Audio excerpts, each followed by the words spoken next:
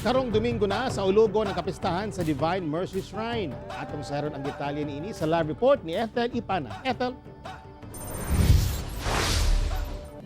Yes, Tek, sa kasaulugan sa kapistahan sa Divine Mercy Shrine karong Domingo. Limitado gihapon ang makasulod sa Divine Mercy Shrine, El Salvador City o wala sa mga aktibidad.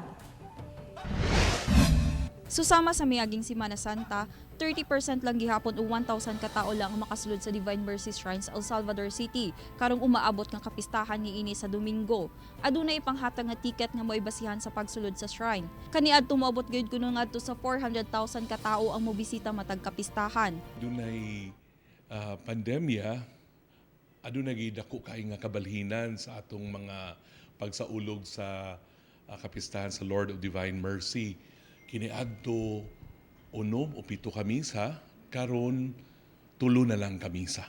Gibawal na ang mga aktibidad sama sa overnight vigil, kano sa adunay vigil sa Sabado gabi hangtod sa pagsugat sa Dancing Sun. Sirad ang sabang entrance sa pagsaka sa 50-foot statue sa Divine Mercy. Tulo lang sab kamisa ang ipahigayon. Dunay alas 8 sa buntag, alas 12 sa udto ug alas 4 sa hapon. Appeal to you nga, you can always celebrate it. Pwede ninyo sa ulun kinidiya sa inyong tagsa-tagsa ka mga simbahan.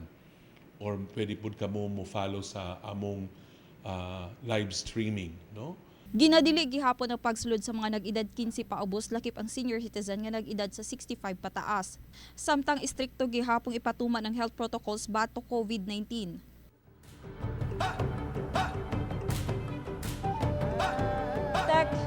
Tek, aron masiguro ang pag-obserba sa minimum public health standard, hugot gayod ipatuman sa El Salvador City LGU ang security measure.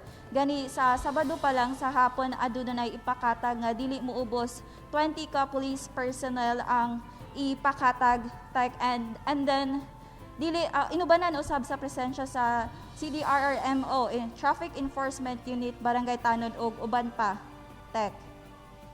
Daghang salamat, Ethel Ipana.